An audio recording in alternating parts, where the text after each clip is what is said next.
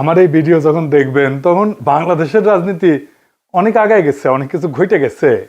যাই হোক, আমি তো আগে ভিডিও রেকর্ড করি, তাও আমি একটু পিছে গিয়া তারেক রহমানের দেশে ফেরার বিষয়টা নিয়ে আলাপ করতে চাই, কারণ বিষয়টা গুরুত্বপূর্ণ।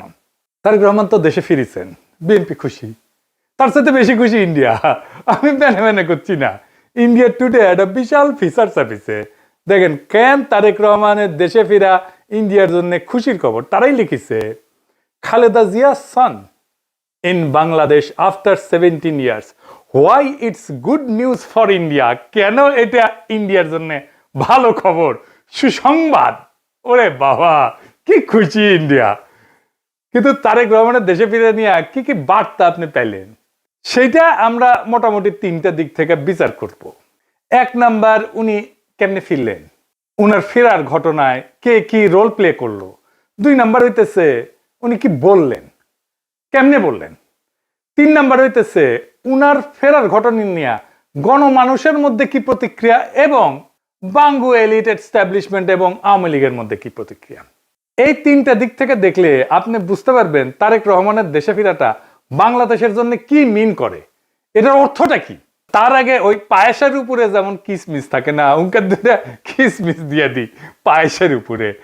না দেখেনি বিএনপি কইছে তারা 300 ফিটে যে বর্জ্য তৈরি করেছে তাও প্রসারণ করে, মার্শাল্লাহ।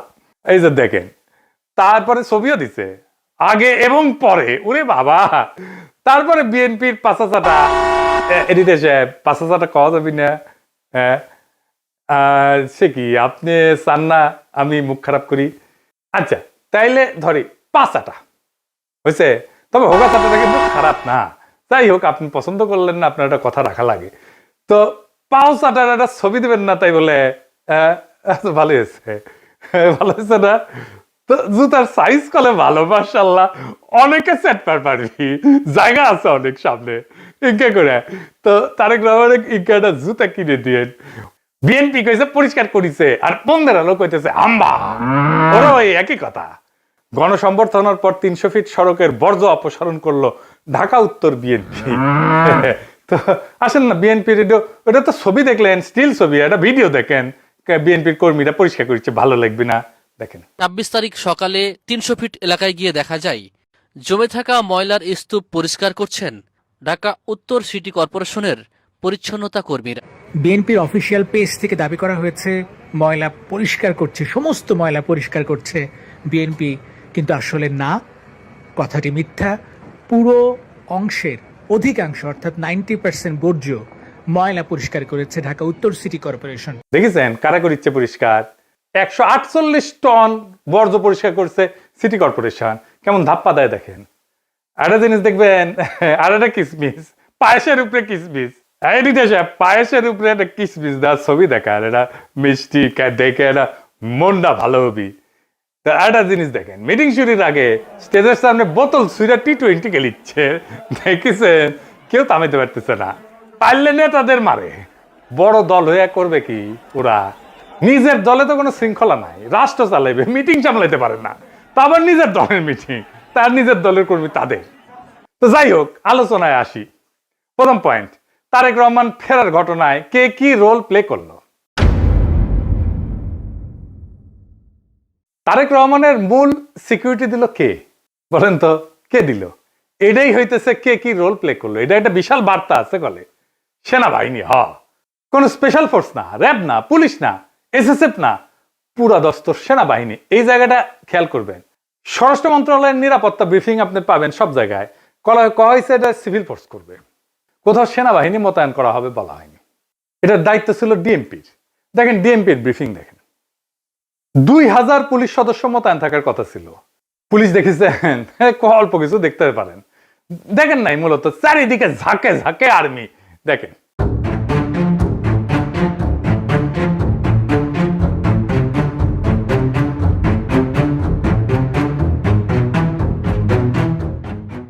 বাংলাদেশে কেউ কখনো এরকম নজিরবিহীন নিরাপত্তা পায় নাই, বাংলাদেশের ইতিহাসে পায় নাই, কোন রাষ্ট্রপ্রধান পায় নাই। যাই হোক, এই যে আর্মি নিরাপত্তা, এটা প্রফেসর ইউনূসের সরকার সিভিল প্রশাসনকে উপেক্ষা কইরা ওয়াকার দিছে। এটা ওয়াকারের শক্তি প্রদর্শন, ও বুঝাই দেয় সবাইকে যে আর্মি তারেক রহমানের সাথে আছে, বুঝেছ? এটা হইতেছে message, hidden message. Tarique Rahman বাংলাদেশের নেক্সট প্রাইম মিনিস্টার হওয়া কন্টেন্ডার, সন্দেহ নাই, হইতে পারবে কিনা সেইটা সন্দেহ আছে। তো ওই তো একাই কন্টেন্ডার না, তাই না? ওনার দলের কাছাকাছি সাংগঠনিক শক্তি নিয়ে প্রতিদ্বন্দ্বী রাজনৈতিক জোট দাঁড়াইতেছে, এমন একটা ভাব তৈরি করা হইতেছে তারেক রহমান না থাকলে বাংলাদেশ উচ্ছন্নে যাবে, উনিই পারবেন বাংলাদেশকে পথে আনতে। যাই হোক, আমরা পরের ইস্যুতে যাই। উনি কি বললেন, কেমনে বললেন, আমরা এই ইস্যুতে ফিরে আসব। কেন এরকম ধারণা তৈরি করা হয়েছে উনি নেক্সট প্রাইম মিনিস্টার এবং উনি দেশটাকে ঠিক করতে পারবেন? উনি বক্তৃতায় নিরাপদ জীবন, নিরাপত্তা, এই জীবন জিনিসটা বারবার উল্লেখ করছেন, 5 বার। একটি নিরাপদ বাংলাদেশ আমরা গড়ে তুলতে চাই। নিরাপদে ঘর থেকে বের হলে নিরাপদে ইনশাআল্লাহ ঘরে আবার ফিরে আসতে পারে। যে কোনো মূল্যে আমাদেরকে নিশ্চিত করতে হবে যাতে মানুষ নিরাপদ থাকতে পারে। শিশু হোক, নারী হোক, পুরুষ হোক, যে কোনো বয়স, যে কোনো শ্রেণী, যে কোনো পেশা, যে কোনো ধর্মের মানুষ যেন নিরাপদ থাকে, এই হোক আমাদের চাওয়া। আজকে বিগত 15 বছর স্বৈরাচারের বিরুদ্ধে শত শত হাজারো গুম খুনের শিকার হয়েছে শুধু রাজনৈতিক দলের সদস্য নয়, নিরীহ মানুষের প্রতিবাদ করতে গিয়ে অত্যাচার নির্যাতনের শিকার হয়েছে, জীবন দিয়েছে। আবারও সকলকে যে কোনো মূল্যে দেশে শান্তি শৃঙ্খলা রক্ষার আহ্বান জানিয়ে যে কোনো বিশৃঙ্খলাকে পরিহার করে ধৈর্যের সাথে মোকাবেলা করার আহ্বান জানিয়ে আমার বক্তব্য শেষ করছি। এটা কোনো দুর্ঘটনাবশত কাকতালীয় ঘটনা না, এই বারবার ফিরে আসা, এইটা সেন্ট্রাল থিমেটিক অ্যাঙ্কর তার বক্তৃতার। পুরা বক্তৃতায় ছড়ায় থাকা কোর মেসেজ। এটা শুধু একটা কথার কথা না, পুরা বক্তৃতার একটা নৈতিক ফ্রেম এই নিরাপত্তা, মানুষের নিরাপত্তা।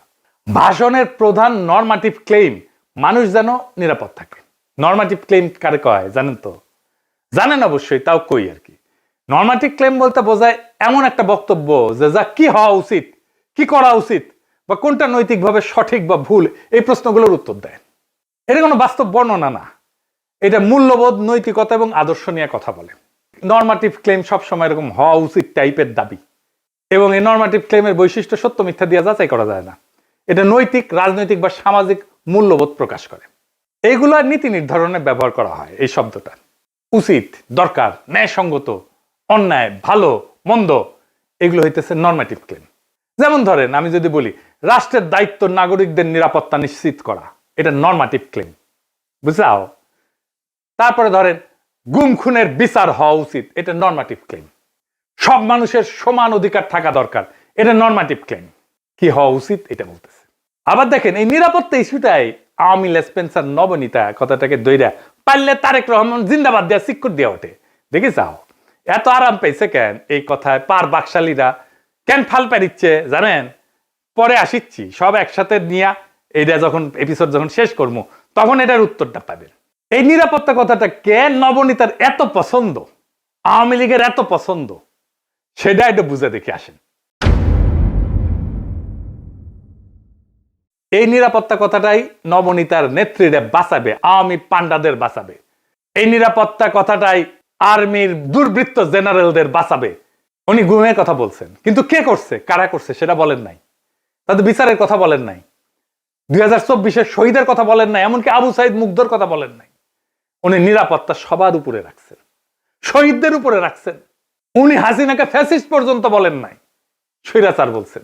বিগত 15 বছর স্বৈরাচারের বিরুদ্ধে শত শত হাজারো গুম খুনের শিকার হয়েছে শুধু রাজনৈতিক দলের সদস্য নয়, নিরীহ মানুষের প্রতিবাদ করতে গিয়ে অত্যাচার নির্যাতনের শিকার হয়েছে, জীবন দিয়েছে। আমাদের সমাজের প্রথম রাজনৈতিক কর্তব্যটা কি এখন? দুইটা জিনিস তো, একটা হাসিনার অপরাধের বিচার, হাসিনার প্রশাসনের অপরাধের বিচার, নাম্বার 2 রাষ্ট্রের সংস্কার, তাই তো? আর তো কিছু না। কিন্তু উনি দুইটার কোনোটাও টাচ করলেন না। উনি নিরাপত্তা, মানুষের নিরাপদ জীবন দিয়ে ন্যায় বিচার, সংস্কার সবকিছু উড়াই দিলেন। তো তাইলে এই ভাষণ আমাদেরকে কোথায় নিয়ে যাচ্ছে? আমাদের এখন একটা সোজা প্রশ্ন তুলতে হবে যে রাজনৈতিক ভাষণের নিরাপত্তা যখন প্রধান ফ্রেম হয়ে ওঠে তখন ন্যায় বিচার কোথায় যায়, সংস্কার কোথায় যায়? এই প্রশ্নটা বুঝতে হইলে আগে একটা পার্থক্য বুঝতে হবে। আসেন সেটা বুঝে দেখি। ন্যায় বিচার ফ্রেম ন্যায় বিচারের প্রশ্ন তোলে, কে অপরাধ করছে, কার দায়, কার শাস্তি, কি শাস্তি, কোন আদালতে, এইগুলো কেন্দ্রে থাকে, মানে অ্যাকাউন্টেবিলিটি। আর নিরাপত্তা ফ্রেমে এটাতে কি থাকে? এইদিকে লেখেন, মানুষ যেন ভয় না পায়, সংঘাত না হোক, আর কোনো ঝামেলা না হোক, স্থিতিশীলতা আসুক, সবাই নিরাপদ থাকুক, এটার কেন্দ্রে থাকে স্ট্যাবিলিটি। এই তারেক রহমানের বক্তৃতায় নিরাপত্তা ফ্রেমটা ন্যায় বিচার ফ্রেমের উপরে বসানো হয়েছে, সবার উপরে। কিভাবে? গুম খুন বলা হয়েছে, কিন্তু বলা হয়নি কে করছে, কোন বাহিনী করছে, কিভাবে বিচার হবে, কিন্তু বলা হচ্ছে যে কোনো মূল্যে যেন মানুষ নিরাপদ থাকে। এই এক লাইনে যেটা ঘটে যায় সেটা অতীতের সমস্ত অপরাধ ভবিষ্যতে স্থিতিশীলতা দিয়ে ঢাইকা দেওয়া হয়। বিচারের বদলে স্ট্যাবিলিটি, জাস্টিসের বদলে শান্তি, এটাই জাস্টিস, ন্যায় বিচার, বিচারকে ডিনাই করার কৌশল। বিচার সংস্কার এটা যদি কেন্দ্রীয় কথা হইতো, তাইলে বিচার, দায়, ট্রাইব্যুনাল, সংস্কার এগুলোই মূল বক্তব্যের বিষয় হতো, বারে বারে আসতো। কিন্তু এখানে আসছে মানুষ যেন নিরাপদ থাকে, মানে ন্যায় বিচার পরে, নিরাপত্তা আগে। নিরাপদ থাকবে কেমনে? যে অপরাধগুলো হয়েছে সেটার বিচার না হলে নিরাপত্তা কোত্থেকে আসবে? এটা ইচ্ছা করে করছে? হ্যাঁ, ইচ্ছা করে করছে। ন্যায় বিচার বললে ওয়াকার ডরাইবে, ন্যায় বিচার বললে পুলিশের দুর্বৃত্ত পুলিশ অফিসাররা ডরাইবে, ন্যায় বিচার বললে হাসিনা ডরাইবে, আওয়ামী লীগ ডরাইবে। এই নিরাপত্তা ফ্রেমের ভেতরে কি আছে জানেন? এই নিরাপত্তা ফ্রেমের মধ্যে লুকায় আছে আওয়ামী লীগের দায় মুক্তি। কোন আইন করে ক্ষমা না, কিন্তু বিচার না হওয়া। আইন করে ক্ষমা করবে না, কিন্তু বিচারই করবে না। কারণ গুম খুন আছে, দায়ী তো কেউ নাই, কে করছে সেটা তো বলে নাই। বিচারের রোডম্যাপ নাই, নির্বাচনের রোডম্যাপ নিয়ে পাগলা হয়ে গেছিল, বিচারের কোনো রোডম্যাপ নাই। যত সময় যাবে অপরাধগুলো ঝুলে যাবে না? এই কারণেই তরুণেরা, তরুণদের রাজনৈতিক দল এনসিপি বিএনপির সাথে নাই। কারণ তরুণরা তো জানতে চাইবে কে করলো, কেন করলো, শাস্তি কি। নিরাপত্তার ফ্রেম তারেক রহমানের এই উত্তর দেবে না। বিএনপি আর তার বুদ্ধিজীবীরা বুঝতেই পারতেছে না, ন্যায় বিচারকে পিছাই দিলে ভবিষ্যতের বড় রাজনৈতিক সংকট তৈরি হয়। মানুষ যখন বিচারহীনতা দেখবে নিজের হাতে আইন তুলে নেবে। আর শেষ বিচারে তো বিচারহীনতা কোনো ইনসাফ না। যে রাজনৈতিক দল ন্যায় বিচারকে স্থিতিশীলতার নামে পিছায় দেয়, সে একদিন স্থিতিশীলতাকেই হারায় ফেলবে। আর একটা বিষয় হইতেছে, উনি বক্তা হিসেবে ভালো না, মানে নো অফেন্স, উনি বক্তা হিসেবে ভালো না। উদ্দীপনামূলক বক্তব্য উনি দিতে পারেন না। এমন একটা বিশাল অডিয়েন্স পেলে শেখ মুজিব তো ফাটায় ফেলতো। আমাদের এনসিপির নেতারা ভালো বক্তব্য দেয়, হাদিও ভালো বক্তব্য দিত। এই বক্তব্যটা অনেক মানুষ অনেক দিন ধরে মনে রাখবে না। এই বক্তব্য অনেক দিন অনেক মানুষ মিলে শুনবে, এটা হবে না। এইবার আসেন দেখি ওনার ফেরার ঘটনা নিয়ে গণমানুষের মধ্যে প্রতিক্রিয়া কি। আমরা তো আগে বুঝলাম এই সমাবেশ কোনো বড় উদ্দীপনা জাগাইতে পারে নাই মানুষের মধ্যে, কিন্তু মিডিয়া যা হাইপ তুলছে তা বিস্ময়কর। এমন তেলাইতেছে, তারে মার্টিন লুথার কিং বানাই দিছে। এমন তেলাইতেছে তারেক রহমানকে যে তারেক রহমান ভবিষ্যতের প্রধানমন্ত্রী কইয়া পরিচয় করাইতেছে। এটা দেখা খুবই বিরক্তিকর।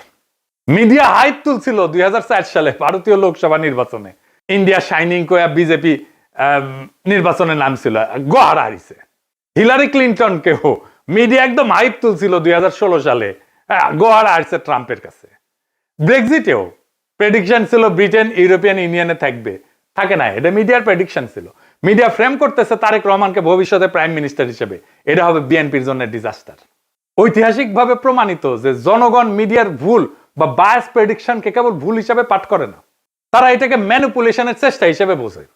2016 সালের নির্বাচনের পরে পিউ রিসার্চ সেন্টার ধারাবাহিক জরিপ করছিল, এখানে বলতেছিল যে মিডিয়া ট্রাস্ট কনজারভেটিভদের মধ্যে এইটা ইতিহাসের সবচেয়ে নিচে নামে আসছে।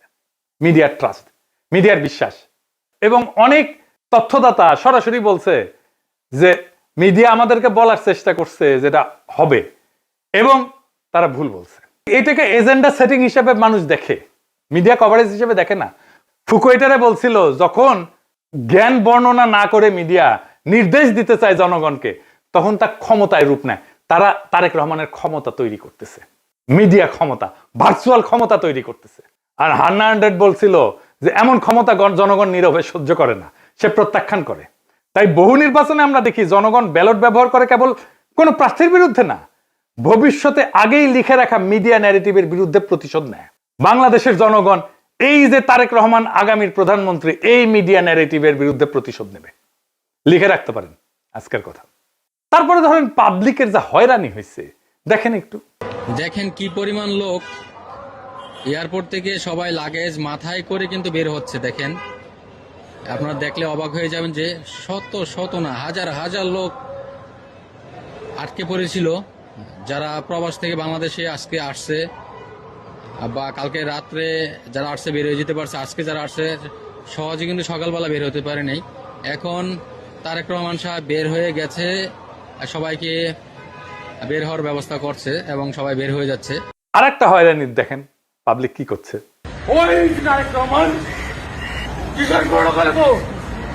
আপনি এগের যাত্রী কয়টা বাজছেন এখানে? আপনার অনুভূতি কি?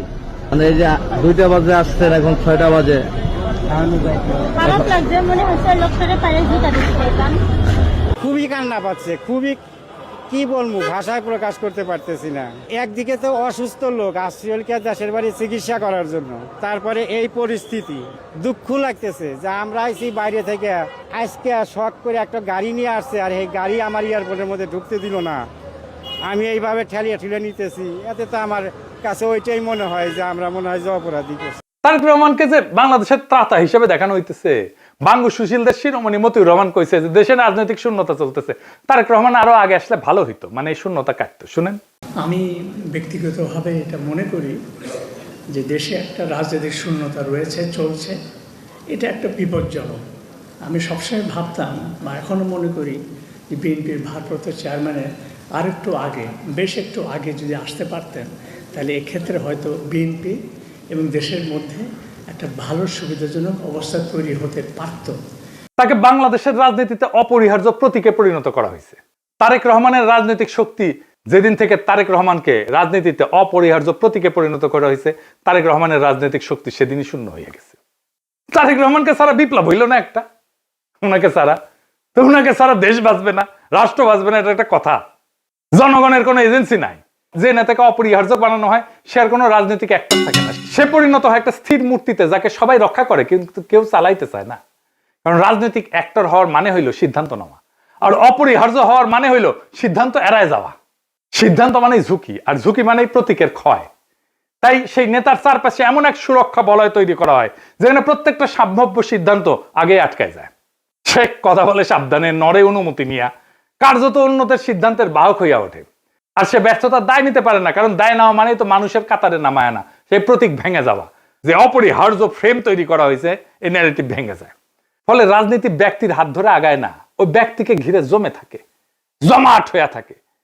তারেক রহমান কোনো সিদ্ধান্ত নিতে পারতেছে না, আমি দেখাই দেবো সিদ্ধান্ত নিতে পারতেছে না, ওটা আমি দেখাই দেবো এই কয়েকদিনের মধ্যেই। এই অবস্থায় নেতার উপস্থিতি শক্তির চিহ্ন না, বরং স্থবিরতার প্রমাণ। অপরিহার্য নেতা মানে শক্তিশালী নেতা না, অপরিহার্য নেতা মানে এমন একজন যাকে ব্যবহার করা যায় না, শুধু পাহারা দেওয়া যায়। তাই দেখতেছেন না, খালি পাহারা আর পাহারা, নজিরবিহীন পাহারা। এত পাহারা বাংলাদেশের ইতিহাসে কেউ পায় নাই। উনি কিচ্ছু করতে পারবেন না, রাজনীতি তো দূর কি বাদ, কিছুই করতে পারবেন না। আর বড় দল কিন্তু চিপসের প্যাকেটের মতো বেশিরভাগই বাতাস, মিচিয়ানা চিপস। দলের প্রধান নেতা আসবে, মির্জা ফখরুল বলল তারেক রহমান যেদিন আসবে সেদিন দেশ যেন কাঁপে ওঠে, কাঁপুনি দেবে। আমি আপনাদেরকে জানাতে চাই, নেতা যেদিন আমাদের আসবেন, যেদিন বাংলাদেশে পা দেবেন, সেদিন যেন সমগ্র বাংলাদেশ কেঁপে উঠে। বন্ধুগণ, এই কাপাকাপি করতে গিয়া একটা প্রোগ্রাম নিছে, পঙ্গু হাসপাতালে আহত জুলাই যোদ্ধাদের দেখতে যাবে তারেক রহমান। আসার পরে দেখা গেল পঙ্গু হাসপাতালে জুলাই যোদ্ধা নাই, একজনও নাই। এটা কারোই মাথায় আসেনি, তারেক রহমানেরও মাথায় আসেনি যে ওখানে আসলে কেউ আছে। 3টা না 4টা প্রোগ্রাম তো কয়দিনে, তাই না? এতদিন ধরে প্রস্তুতি নিচ্ছে। আচ্ছা, জুলাই যোদ্ধা কে কে আছে? উনি গেলে কোন ওয়ার্ডে যাবেন, কার সাথে দেখা করবেন, কি নিয়ে যাবেন, কোনো পরিকল্পনা নাই। এই হইতেছে রাষ্ট্র ক্ষমতায় যাবে যে দল, সেই দশের প্ল্যানিং দেখেন। রাজনীতি আগাইলো, ওনারা তো কাঁপাইতে চাইতেছেন, রাজনীতি করতে চাইতেছেন না, স্পেকটাকাল দেখাইতে চাইতেছেন। পলিটিক্যাল লিডারের স্পেকটাকাল হইতেছে তার বক্তৃতা, তার রাজনীতি। কত লোক দেখতে আসছে জনসভায়, কত লোক হাজির হয়েছে, এটা স্পেকটাকাল না। কাঁপায় দিছে কিনা, এটা পলিটিক্যাল স্পেকটাকাল না। আর পাবলিক সাফারিংস, এইটার জন্য কি পাবলিক সাফারিংস হয়েছে? তাহলে ফাইনালি ওনার যে এই হোম কামিং, দেশে ফিরে আসা, এর পিছনে আসলে কি? এইটা হইতেছে এক ত্রিভুজ প্রেমের লম্বা কাহিনী। ত্রিভুজ প্রেম করলে এটা ঠিক জমে না, অন্য কিছু কইলে ভালো হইতো, আর একটু দুষ্টু কথা কইলে ভালো হইতো, আমি আর কইব না ওইটা। তো যাই হোক, বুঝাই দিয়েছেন কি কইতে চাইতেছি আর কি, বুঝছাও তো। মানে ত্রিভুজ প্রেমে তো একজনের ছেঁকা খাইতে হয়, এটি না, এটি 3জনই মজা পায় আর কি, বুঝছাও। তো যাই হোক, তো এই ত্রিভুজ প্রেমের 3 অ্যাক্টর হইতেছে ওয়াকার, এডিটর সাহেব, এটা ত্রিভুজ আকার, এটা ওয়াকার একদিকে বিএনপি আর ইন্ডিয়া। ওয়াকার আর দুর্বৃত্ত জেনারেলের লাগবে গুমের বিচার থেকে বাঁচা, ইন্ডিয়ার লাগবে আগের জমিদারি ফিরে পাওয়া, আর বিএনপির লাগবে ক্ষমতা। এই 3 শক্তি এক হইছে, একজনকে আর একজনের লাগবে। ওয়াকারের বিএনপি আর ইন্ডিয়াকে লাগবে, বিএনপির ওয়াকার আর ইন্ডিয়াকে লাগবে, আর ইন্ডিয়ার ওয়াকার আর বিএনপিকে লাগবে। কি মজা! এইটাই হইতেছে বন্দোবস্ত, এদের মধ্যে বন্দোবস্ত হয়ে গেছে। ইন্ডিয়া আনন্দবাজারে রিপোর্ট করে ইঙ্গিত দিছে আমরা আছি তারেক রহমানের সাথে, ওয়াকার শক্তি দিয়ে ইঙ্গিত দিছে আমরা আছি তারেক রহমানের সাথে, তারেক রহমান বক্তৃতা দিয়ে ইঙ্গিত দিছে আমরা আছি তোমাদের সাথে। শান্তি আর শান্তি, নিরাপত্তা, এর বাইরে আর কিছু হবে না। গুমের বিচার হবে না, সংস্কার হবে না, কিসের ভাল। আর আওয়ামী লীগ নমনেতাদের দিয়ে বার্তা দিছে। শুধু তাই না, এই যে দেখেন আশরাফুল আলম খোকন, হাসিনার পিএস, কি বলে দেখছেন? তারা বলে তারা বিএনপির পাশে দাঁড়াইছে। আবার দেখেন আরেকজন, দেখেন আওয়ামী লীগ, তার প্রোফাইল পিকচার দেখেছেন? হ্যাঁ, সঞ্জিদা খাতুনের ছবি দিছে, তা সেরা ছবিটা দিছে, দুঃখ ভাব একটু, বুঝছাও তো। ওই কয় যে গরু দুধ দেয় তার নাকি লাথি খাওয়া যায়, মানে বিএনপি দুধ দিচ্ছে এখন। বিএনপির আবার দুধও আছে। না আছে তো, না আছে আছে, সত্যি আছে, আমি মিছা কথা কইতেছি না, আমি দুষ্টামি করিছি না। বিএনপির দুধু আছে, আসলেই আছে। এই যে দেখেন বিএনপির দুধু, দেখি বিএনপির দুধু আছে, তো বিএনপির দুধু দিয়ে দিছে আওয়ামী লীগকে। যাই হোক, আপনি কিছুদিন পরে দেখবেন পার নাস্তিক গুলা দাঁড়াইতেছে বিএনপির পাশে এবং তারা বলতেছে আমরা বিএনপিকে ভোট দিব। আমি দেখাই দিব, বলতেছে তারা পার নাস্তিক, যাদেরকে ঘৃণা করেন আপনারা। বিএনপিকে ক্ষমতা আনার জন্য এই সবগুলো শক্তি এক হয়েছে। কেন্দ্র দখল করবে, প্রশাসনকে কাজে লাগায়, পুলিশকে কাজে লাগায়, গুন্ডা আর হুন্ডা দিয়ে নির্বাচন হবে, আর্মি বসে থাকবে, অথবা আর্মিও পিটাবে পাবলিককে, ব্যালট বাক্স লুট হবে। আওয়ামী লীগের পুরো সংগঠন বিএনপির জন্য কাজ করবে, টাকা আসবে, খালি টাকা আর টাকা, লুট করা টাকা ফেরত আসবে কিছু। নির্বাচন প্রচারণার জন্য এই 4 বান্ডেল দিলাম ব্যানার পিস্টন করার জন্য, আর এটি লাগাইবা শুধু মোটরসাইকেল বহরের জন্য। মোটরসাইকেল নিয়ে আসবা 7টা, ঠিক আছে, দেখে নিয়ে আসবা। আর এটি রাখো শুধু নির্বাচনের দিন চা সিগারেট খাওয়াইবা মানুষকে। আর এই 7-8 বান্ডেল যেটি আছে, সকালবেলা সীসা খাইবা, হ্যাঁ সীসা খাইবা বৈশা। আমি পাস করবো না, সমস্যা নেই। সেই টাকা বিএনপি নির্বাচনের জন্য কাজে লাগবে। এই জন্য খোদা বক্সকে সরাই দিছে প্রফেসর ইউনূসের সরকার। প্রশাসন, পুলিশ, জেনারেলরা মাথায় রাখেন, এই নির্বাচন আমাদের আজাদির নির্বাচন। সংসদের কাজ রাষ্ট্রে ইনসাফ কায়েম করা। আমার আগের ভিডিওটা দেখে নিয়েন, বিস্তারিত আলাপ করছি কিভাবে সংসদ আইন তৈরির মাধ্যমে সমাজের মাঝে থাকা ইনসাফের ধারণা রাষ্ট্রের আইনের মধ্যে ঢুকে দেয়। রাষ্ট্রকে ইনসাফমুখী করে তোলে সংসদ। এই ইনসাফের রাষ্ট্রই আমাদের আজাদির দিকে নিয়ে যায়। আমাদের প্রত্যেকটা ভোটকে আমাদের মাঠে রক্ষা করতে হবে। প্রশাসন যদি গণরায়কে ছিনায় নিতে চায়, তাহলে ভোট ডাকাতদের এইবার বিতাড়িত করব বাংলাদেশ থেকে। আর এইবার প্রশাসনের, পুলিশের কাউরে যদি পক্ষপাত করতে দেখা যায়, কোনো মাপ কিন্তু নাই। আগামী সরকার বিএনপির হবে না, প্রফেসর ইউনূসের সরকারের মতো ধ্বজভঙ্গ সরকারও হবে না। তাই খুব খেয়াল, ভোট রক্ষার লড়াইয়ের জন্য তৈরি হন। এইবার ভোট দিলেই হবে না, কেন্দ্র পাহারা দিতে হবে, প্রত্যেকটা ভোটকে আমাদের রক্ষা করতে হবে। আর এক নতুন ভোট আনার লড়াইয়ের জন্য তৈরি হন। ইনকিলাব জিন্দাবাদ।